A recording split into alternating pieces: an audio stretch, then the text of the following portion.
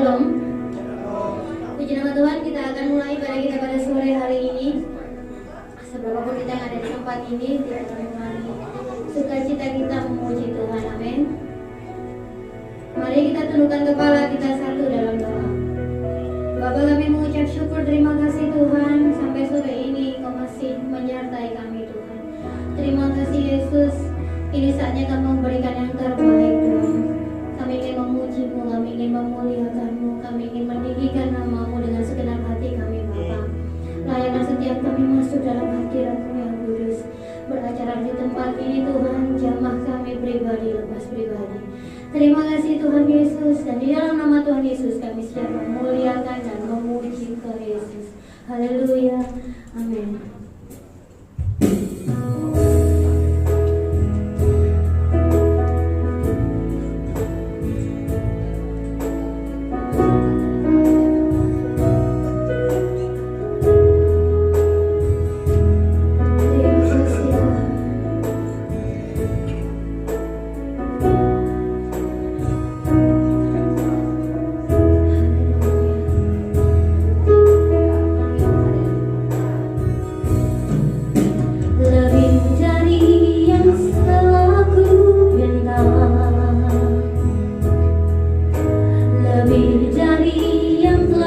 Ku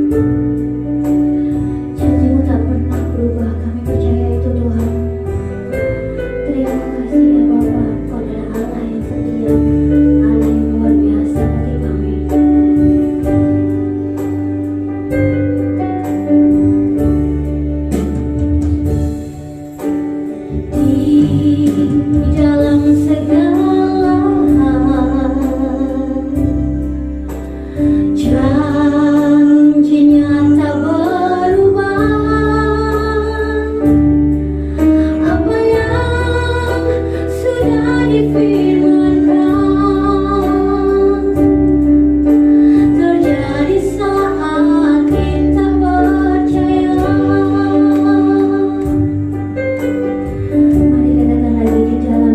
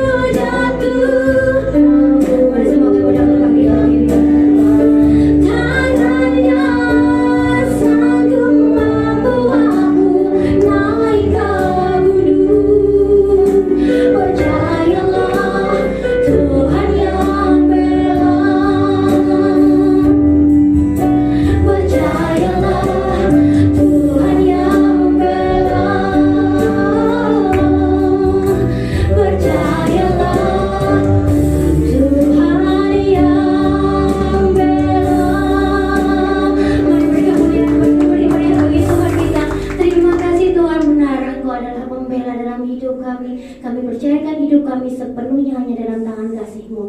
Dan kini saja kami mau bersorak-sorai dan bersuka cita di dalam Engkau. Di dalam nama Yesus yang siap bersorak-sorai dan bersuka cita dalam Tuhan, katakan haleluya. Enggak ngantuk ya? Mari beri kemuliaan yang paling mulia adalah bagi kita.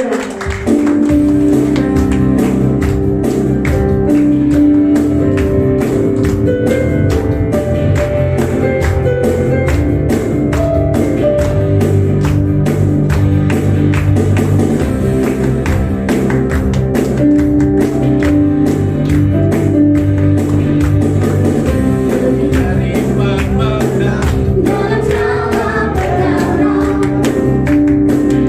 Iblis cari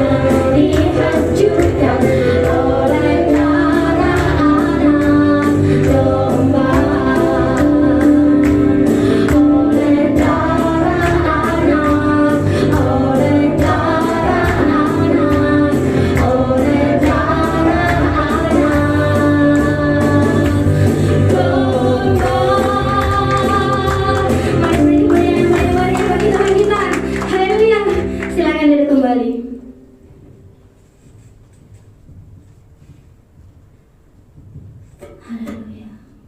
Terima kasih Tuhan buat karya penebusan-Mu yang sangat indah. Terima kasih Bapa. Terima kasih Yesus. Kami bersyukur punya Allah seperti Engkau Tuhan.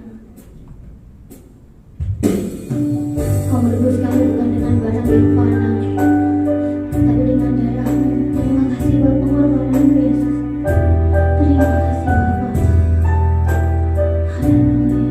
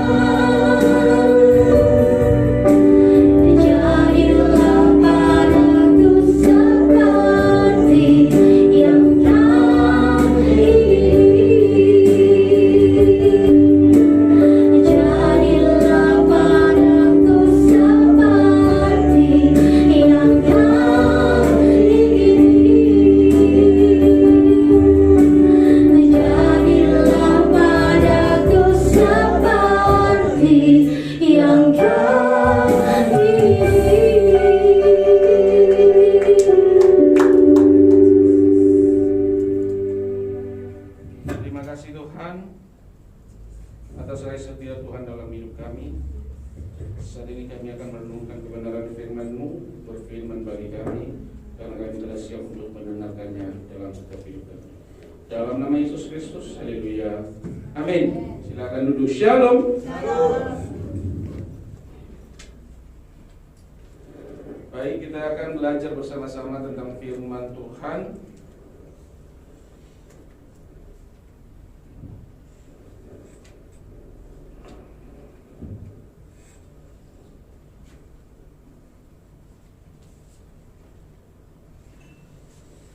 Bapak Ibu kasih Tuhan, kadang-kadang dalam hidup ini kita itu ingin yang terbaik, benar? Ingin yang terbaik. Tapi untuk memperoleh yang terbaik itu memang membutuhkan proses. Ya. Untuk mendapatkan hasil yang terbaik, tentu kita tidak pernah lepas dari namanya proses. Ya. Barang yang dibilang yang awalnya murah, ya, atau tidak bernilai dapat menjadi barang yang bernilai dan berharga. Kenapa? Karena butuh proses. Untuk mendapatkan itu, dia harus mempromosikan bagaimana cara supaya barang itu bisa laku terjual dan bisa harganya. Jadi dalam proses ini, kita ini membutuhkan waktu dan tahap-tahap tertentu untuk dapat kita dapatkan yang terbaik itu. Jadi kesempurnaan hidup itu tidak terjadi secara instan. Nah, tidak langsung. Kalau dikatakan apa itu? Bin salab langsung udah. Tidak secara instan, ya. Tetapi yang saya katakan tadi, kita akan melalui proses-proses tahap untuk mendapatkan yang terbaik itu. Bapak Ibu kasih Tuhan, juga untuk menghasilkan yang sempurna, kerap kali Tuhan memakai berbagai macam ujian dalam hidup kita, berbagai macam masalah dalam hidup kita, supaya hal itu bisa membentuk kita. Justru sikap kita ini dibalik, sikap ketika kita mengalami proses ini seringkali seperti kalau Bapak Ibu pernah, saya nggak mungkin buka lagi itu pengalaman seperti Ayub. Ya, tahu pengalaman Ayub? Ya. Dalam titik tertentu, Ayub mulai mengeluh tentang apa? Penderitaan yang menimpa dirinya. Dalam titik tertentu, dia mulai mempertanyakan, ya. Dia mulai mengeluh tentang apa yang terjadi di dalam kehidupannya. Nah, namun di sini bukan berarti ketika Ayub mengalami penderitaan ini, atau kita yang mengalami penderitaan, atau kita yang mengalami berbagai macam masalah, tidak berarti Tuhan membiarkan. Tuhan selalu ada.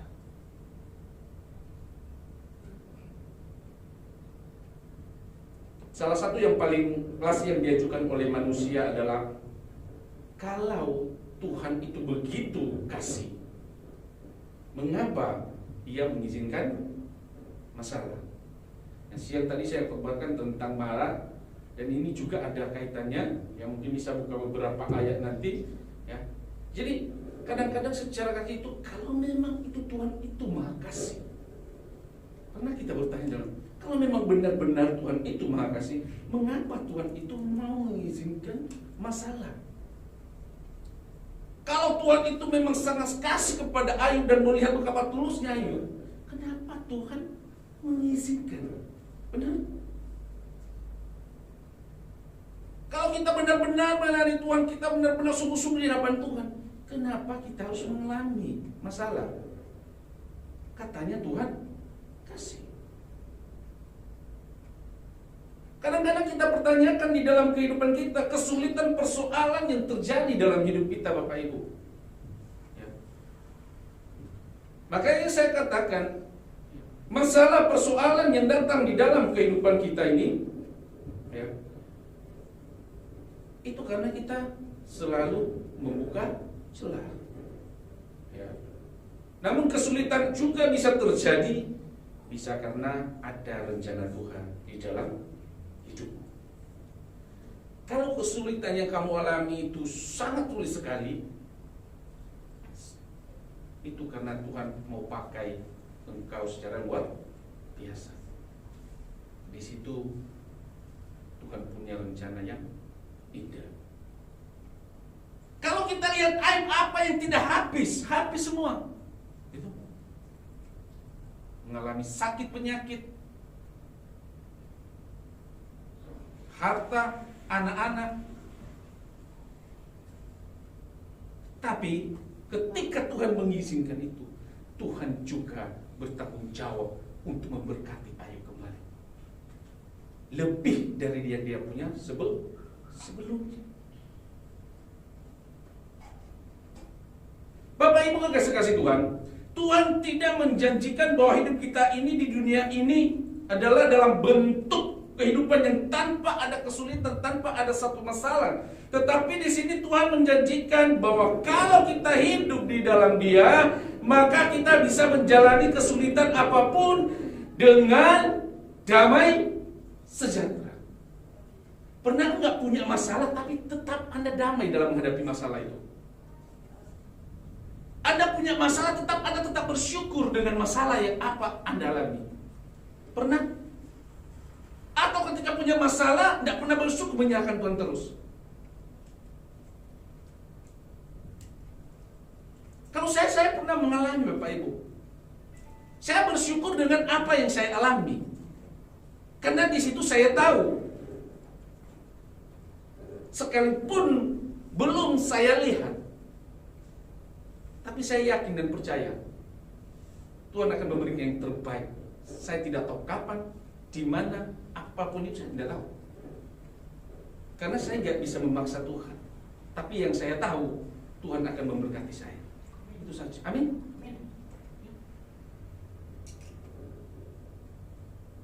Jadi Bapak Ibu kasih Tuhan, kita harus dapat menghadapi itu kesulitan itu karena Dia telah Yesus telah mengalahkan. Tidak seorang pun yang kebal dengan kesulitan, kesusahan.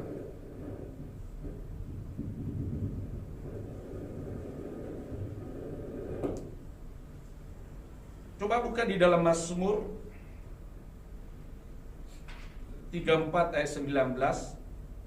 Mazmur 34 ayat 19.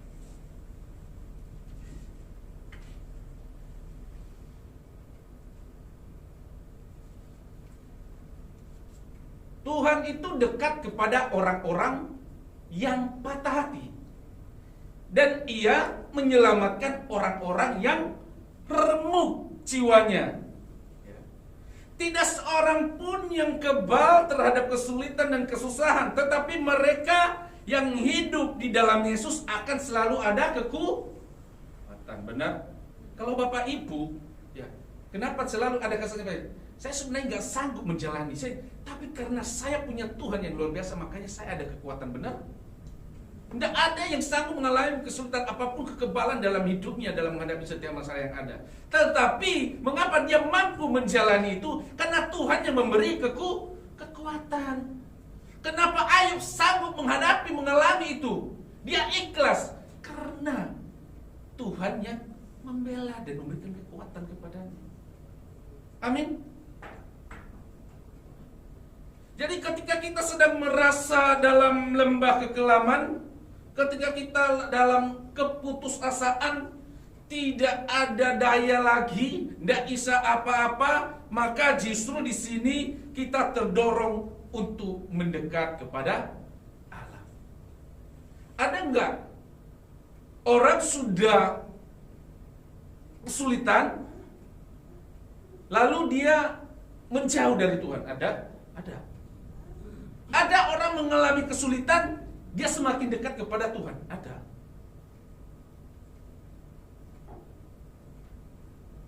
Nah, di sini di daerah mana kita?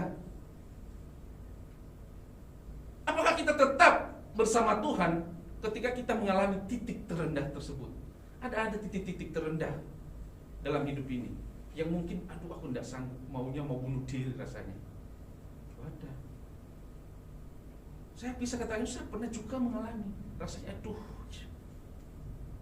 mulut ini wes murka kayak gitu, aduh Tuhan wes ambil aja kayak gitu kan. Udah nggak mampu, udah titik, tidak sanggup. Mau lakukan ini, mau buat ini sudah nggak bisa apa-apa. Tapi di titik itu, cobalah, ketika kita menangis di hadapan Tuhan di titik itu, sekalipun masalah kita nggak selesai, jangan harap ketika bodoh masalahmu selesai, tapi kita mampu melewatinya. Loh iya, sekalipun masalah itu tetap datang tidak selesai, tapi kita mampu melewati kesulitan itu. Lalu kita katakan, loh, iya ya, padahal masalahnya itu begini, tapi kok bisa ya?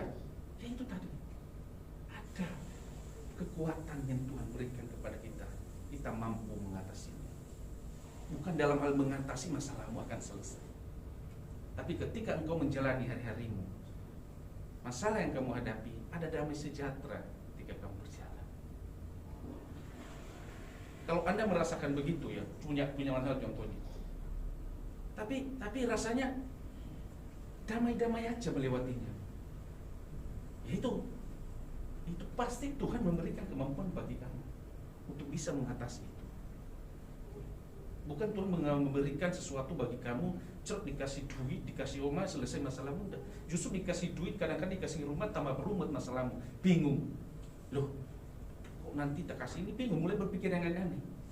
Loh ya loh, kalau tontonan buat masalah ini tuh dikasih gitu, kamu pasti belum tentu bisa dekat kepada Tuhan, malah jauh dari Tuhan. Kenapa bisa gini? Oh, uang ini buat apa? Uang ini buat ini. Oh, saya nggak memikirkan Tuhan lagi. Buat ini, mengikirkan dunia terus.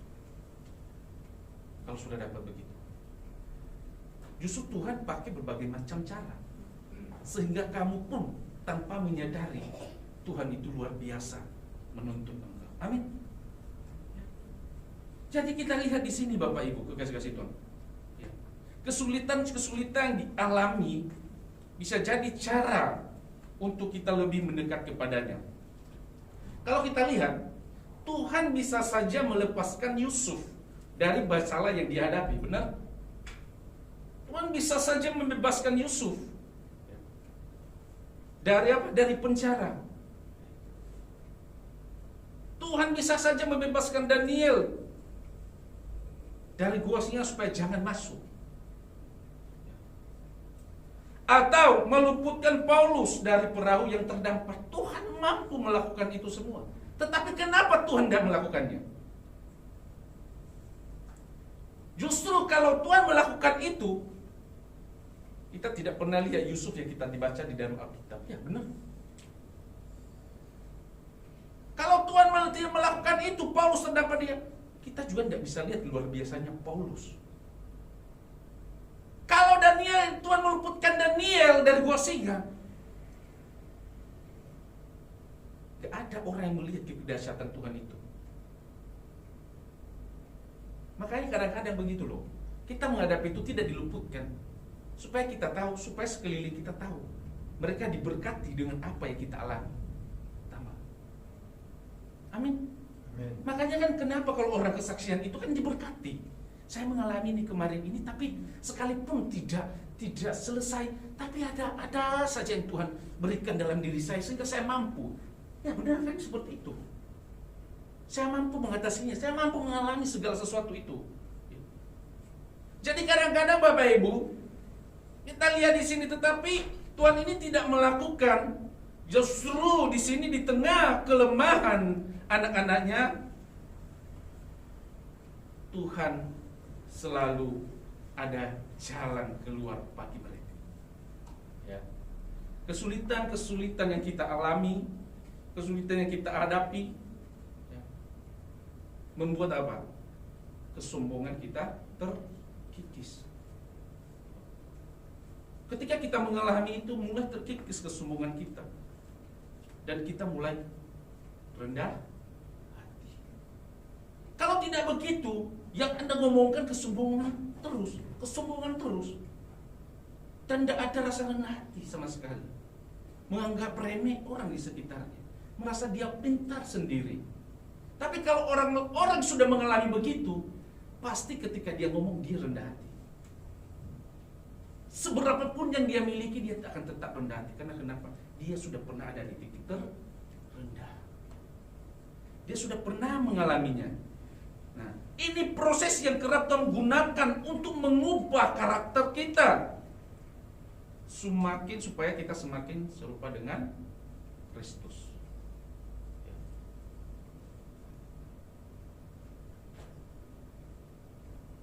Bapak Ibu, seandainya kesulitan yang Anda alami, kesulitan yang Anda alami saat ini itu karena perbuatan Anda sendiri, contohnya, apakah Bapak Ibu masih menyalahkan Tuhan? Sudah paham, mengerti kalau kesulitan yang saya alami ini sebenarnya itu atas kesalahan saya sendiri. Sakit yang saya alami ini itu sebenarnya atas kesalahan saya sendiri. Sudah ngerti, paham?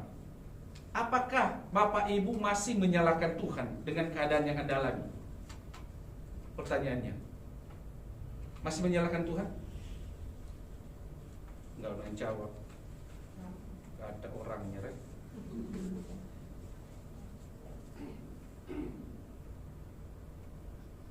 Enggak. Ya puji Tuhan kalau enggak. Karena kebanyakan itu selalu menyalahkan Tuhan. Ya. Makanya prioritasnya ialah sekarang itu bagaimana orang-orang itu prioritasnya, pemikiran itu bagaimana supaya dia mencapai secepatnya dan secepat-cepatnya kesuksesan. Yang ada di pikiran begitu, pasti tahu. Aku kerja, aku lihat, aku ingin mencapai karir untuk sukses secepatnya deh, supaya saya di puncak. Yang ada di pikiran pasti begitu. Semua orang ingin sukses. Namun saya katakan ini Tuhan itu punya cara, Bapak Ibu, bukan cara kita. Tuhan punya cara. Caranya itu sangat spesial untuk mensukseskan kita. Seperti apa? Seperti yang dia lakukan kepada Yusuf. Mau seperti itu? Seperti yang dia lakukan kepada siapa? Ayub. Mau? Tidak ada yang mau. Tidak ada yang mau, Bapak. Mungkin Pak Andi mau.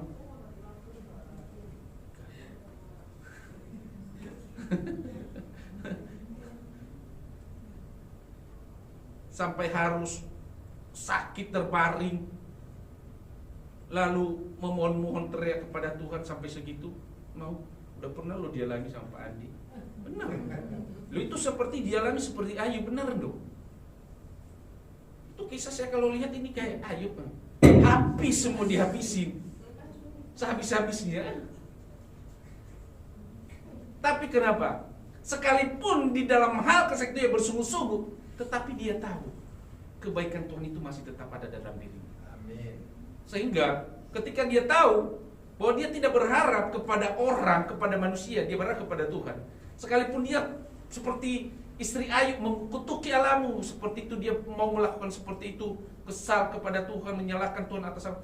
Tapi pada titik terendah itulah Tuhan ada menolong dia. Amin. Amin. Kalau nggak mengalami seperti itu, bagaimana kita bisa tahu kebaikan Tuhan itu? Anda jangan katakan Tuhan itu baik ketika kita mendapatkan yang terbaik. Tapi ketika kita mengalami kesusahan, kita katakan Tuhan itu gimana sih? Membiarkan saya dalam masalah kesulitan.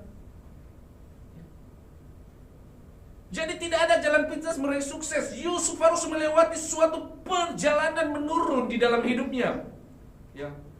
Dia harus mengalami lembah penderitaan. Ya. tahu ya kisah Yusuf ya, yang dialami perjalanan itu sudah enak-enak lagi, masuk lagi, masuk penjara gara-gara siapa? Iya, Tante Potifar. Iya. Salahnya apa? Dibungkit. Bapak Ibu kekasih-kasih Tuhan. Kalau saya selalu melihat perjalanan hidup Yusuf. Dan ini dalam puncak kesuksesannya dia sampai bisa menjadi orang hebat. Itu tidak gampang, benar. Dia harus banyak mengalami tantangan penderitaan dalam perjalanan hidup. Dia harus mengalami hinaan. Dia harus dituduh yang macam-macam. Dia harus dijatuhkan macam-macam. Ya, macam-macam cobaan diserahkan kepada dia. Yang dia tidak lakukan dituduh melakukan sesuatu. Tapi apa? Yusuf membalas? Tidak kan? Yusuf balas? Enggak.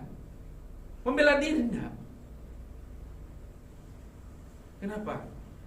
Dia mau ikhlas menjalani semua itu karena dia tahu Tuhan punya rencana indah dalam hidupnya untuk menguatkan dia, mengubah karakternya, mengubah hidupnya supaya dia lebih rendah hati. Ketika dia nanti pas di titik, di puncak, dia bisa membawa kepada semua orang tanpa membedakan satu dengan yang lain.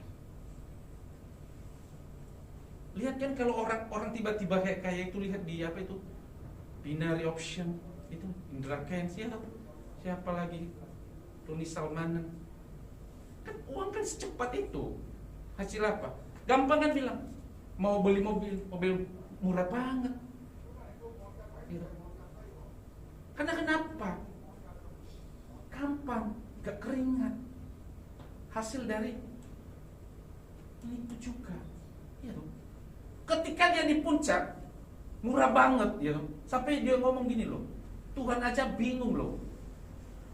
Dia ngomong, nah itu membawa Tuhan aja bingung loh. Bingung dengan apa yang dia punya ini loh, mau diapakan? Tuhan aja bingung.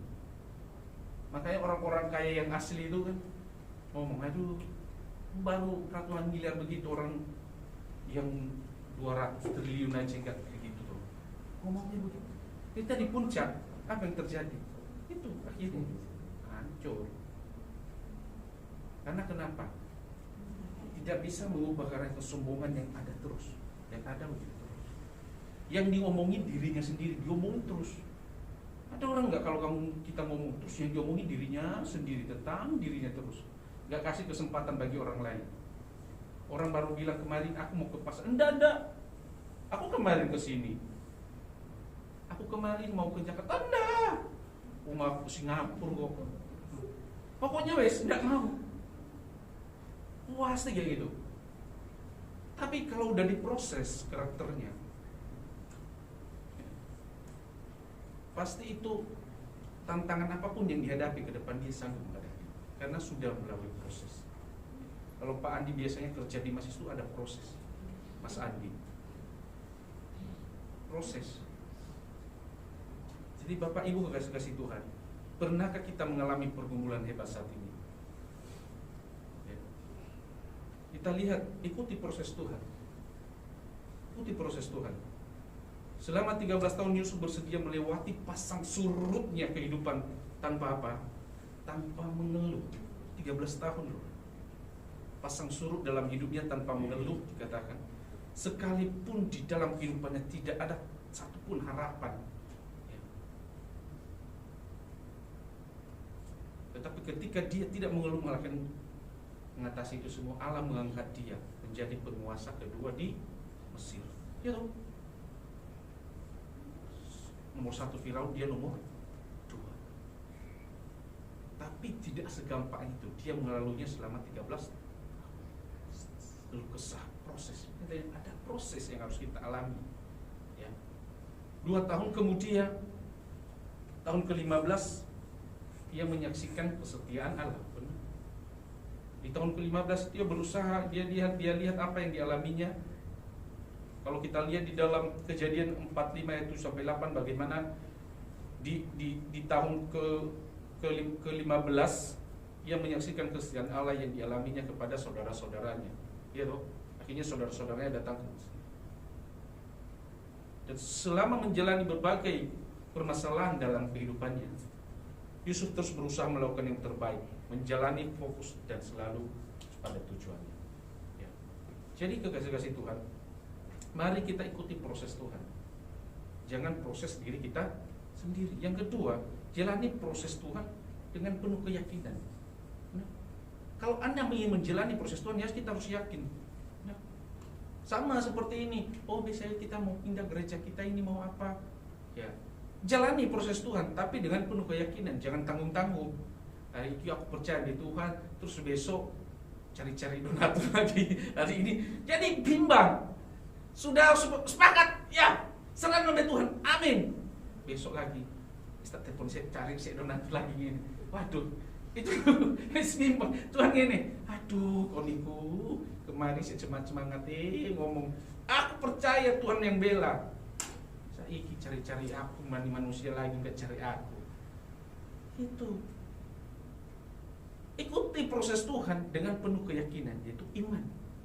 Kalau kita imani, wes yakin dan percaya, maunya Tuhan mau bagaimanapun, ayo Yusuf mau bagaimanapun dia tetap ikuti proses Tuhan. Kalau kita ikuti proses Tuhan, kita yakini, wes lah, jangankan dua ini, Tuhan bisa kasih gedung yang lebih besar dari sini kalau keinginan Tuhan. Yang penting ikuti proses Tuhan. Amin. Amin Pak Andi. Ya, jadi kita ikuti. Yang ketiga, jadikan sesuatu itu yang nyata. Sukses itu yang nyata. Ketika engkau menjalani itu, kamu yakinkan. Ada orang gitu yakin, tapi yakinnya itu setengah-setengah. Gak yakin sepenuhnya tentang dirinya. Coba kayak gini, kalian yakin dan percaya. Saya yakin sekali bahwa kita akan mendapatkan gedung.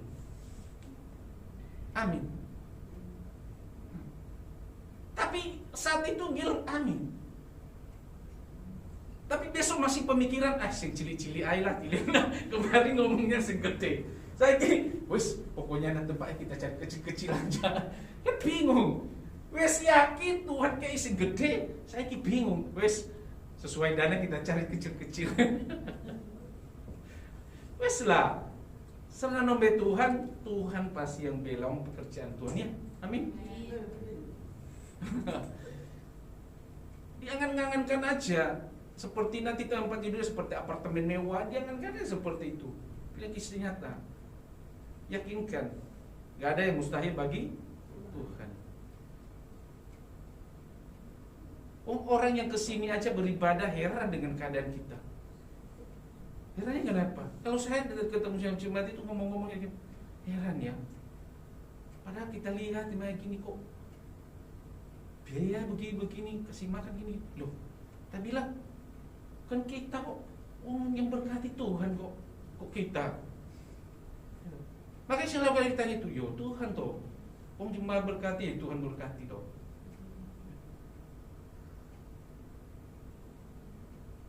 Jadi apapun itu, keadaan apapun yang terjadi, kita tetap fokus kepada Tuhan, ya, ikuti proses Tuhan. Yang kedua, jalani proses itu dengan keyakinan. Yang ketiga, jadikan sukses itu suatu kenyataan di dalam hidupmu, ya. Jadi mari kita mengubah cara pandang kita, seperti yang saya katakan siang tadi. Proses kita dalam masalah yang kita hadapi, jangan selalu mengeluh dan menyalahkan Tuhan atas apa yang terjadi pada dirimu. Ya, jangan. Memang saya sendiri kadang-kadang, aduh Tuhan, wajar. Tapi jangan sering juga apa yang terjadi itu kita selalu menyalahkan Tuhan. Itu yang masalahnya. Ya, saya katakan siang tadi menyalahkan Tuhan. Yang lebih parahnya lagi menyalahkan iblis. Saya mau bilang tadi itu siang, sudah menyalahkan Tuhan lebih parah lagi, dia yang salah, iblis yang disalahkan. Iya. Ada itu loh, heran tuh. Ngomongin, ada orang itu ngomongnya gini, Aduh. Apa Pak? Memang iblis itu memang benar-benar bahaya. Apa Pak? Bahayanya apa? Iya loh. Menyerang terus. Wah, aku jatuh gini, gara-gara iblis itu terus. Kita bilang, kamu emang kasih jatah sama iblis. Ya, dia jatuh, dia sakit, dia apa? Iblis ini. Aku sampai ketawa. Kenapa kemarin tadi siang itu saya? Karena saya itu diceritakan sama jemaat. Disalahkan iblis, aku bingung. Dia tak jelaskan. Oh, iblis itu nggak salah apa-apa kok. Yang salah dirimu kok. Loh, kalau kamu nggak biarkan dirimu diserang sama iblis, mental kok. Ya toh? Yesus ada di dalam dirimu. Yesus ada dalam dirimu, ada. Terus kenapa iblis bisa masuk? Berarti Tuhan sudah kamu pentalkan kemasukan dirimu yang memberikan kesempatan buat dia. Itu salah-salahmu terus. Ya. Kita mulai koreksi diri dan salahkan diri sendiri atas apa yang terjadi. Ya udahlah wes, aku salah wes beginilah. Nah gitu wes, udah nggak usah libatkan iblis di dalam susahan. Orang susah itu pasti diomongin iblis yang disalahin. Sakno toh, sudah tahu diri salah, sudah tahu melakukan ini, sudah ini, iblis disalahkan, Tuhan disalahkan. Sakno, berarti nggak tahu apa-apa. Iblis nggak ngerti apa-apa. Kita sendiri, ya. Jadi kita bersyukur sampai saat ini, ya, di dalam masa COVID kita masih bisa ibadah. Para pelayan diberkati Tuhan, amin. Kesehatan kita dirawat Tuhan. Ya. Sampai sekarang itu selalu setia melayani Tuhan dalam keadaan apapun. Saya tidak tahu, luar biasa loh. Bagaimana para pelayan-pelayan, bagaimana Yeni, Pak Andi, ya, Pak Yafet, Feli, Rumah Jimmy, ya, semuanya itu sekalipun rasanya pelayan ini lelah, capek, buahnya tantangan, tapi tetap pantang mundur, selalu bersama Yesus. Amin. Ya, jadi mari bersama-sama kita barengan rangkul bersama-sama untuk kita bisa mengembangkan pelayanan di tempat ini. Karena ini kan semua para pengerja juga ada banyak. Jadi saya lebih ke dalam pelayanan yang kita alami saat ini. Ya. Jadi mari kita bergandengan tangan, apapun itu, ya kita tetap bersatu untuk pelayanan Tuhan. Ya. Puji Tuhan.